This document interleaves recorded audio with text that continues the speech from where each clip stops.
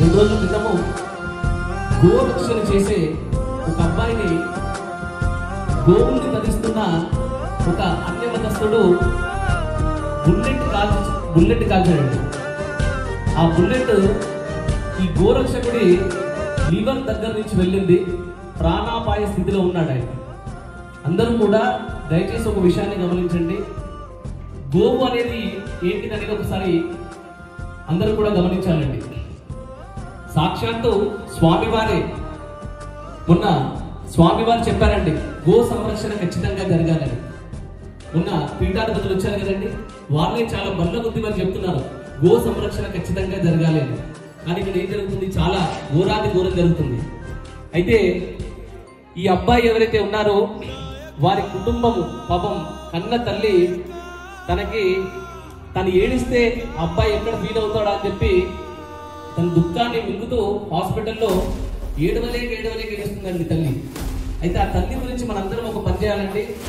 ఆ బాబు కోరుకోవాలని చెప్పి శ్రీరామ జయరామ జయ జయరామ అనే తారక మంత్రాన్ని ఒక 11 సార్లు, ఎందుకంటే ఇక్కడ ఉన్న వాళ్ళందరూ కూడా పరమభక్తులండి. ఈ వీడియో ఎవరెవరికి అయితే చేరుతుందో వాళ్ళందరూ కూడా దయచేసి 11 సార్లు పొద్దున సాయంత్రం 11 సార్లు మీరు ఎక్కడుంటే అక్కడ బండి నడుపుతుంటే ఆపైనా సరే 11 సార్లు 11 సార్లు శ్రీరామ జయరామ జయ జయరామ అనే తారక మంత్రాన్ని పలకండి. వారి కుటుంబం బాగుండాలని కోరుకోండి. ఎందుకంటే కాంత పురాణంలో కాశీఖండంలో చాలా చక్కగా గోమాత గురించి వివరించారండి. గోమాత యొక్క మలము యమునా నదితో సమానమండి. గోమాత యొక్క మూత్రము నర్మదా నదితో సమానమండి. అలాగే గోమాత యొక్క పాలు గంగా నదితో సమానం. ఎవరైనా ఒకటేసారి ఈ 3 నదుల్ని వెళ్ళి ఒకటే రోజు స్నానం చేయగలుగుతారంటే అంత పుణ్యం వచ్చే ఛాన్స్ ఉందా?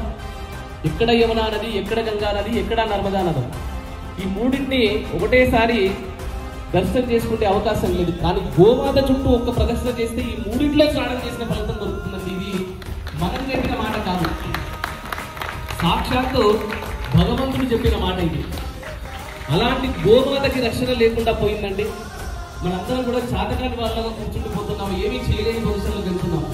కనీసం గోరక్షణ చేసే వాళ్ళ గురించి అయినా వాళ్ళ తల్లి ఆ బాధ నుండి బయటికి రావాలని, ఆ పిల్లవాడికి ఎలాంటి ఆపద ప్రాణాపాయంగా జరగొద్దని ఆ గోమాత వారిని రక్షించాలని మనస్ఫూర్తిగా ప్రతి ఒక్కరు కూడా శ్రీరామ జయరామ జయ జయరామ అనే తారక మంత్రాన్ని చదవాలండి. ఒక్క విషయం గుర్తుపెట్టుకోండి, గో సంరక్షకుడు ఎక్కడైనా కనిపిస్తే ఆయన దండం పెట్టుకోండి. గోమాత దండం పెట్టినంత విలువ. ఎందుకంటే గోవుని రక్షించేవాడు గోరక్షకుడు ఎవరితో సమానం అని చెప్పారో తెలుసా అండి పురాణాలలో? బ్రహ్మ, విష్ణువు, మహేశ్వరుల కంటే గొప్పవాడంటే గోవును రక్షించేవాడు. అలాంటి గోరక్షకుడు కూడా మనము మరీ దారుణం అండి, గన్నులు ఇచ్చేస్తున్నారు చేతులకి. ఇంత దారుణం అనేది తగ్గాలి.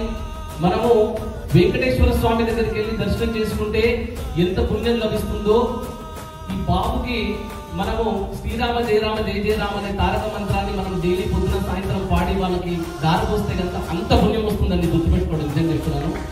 దయచేసి ఈ పని ఒకటి మాత్రం చేయండి. బోలో రాధా కృష్ణ భగవానికి.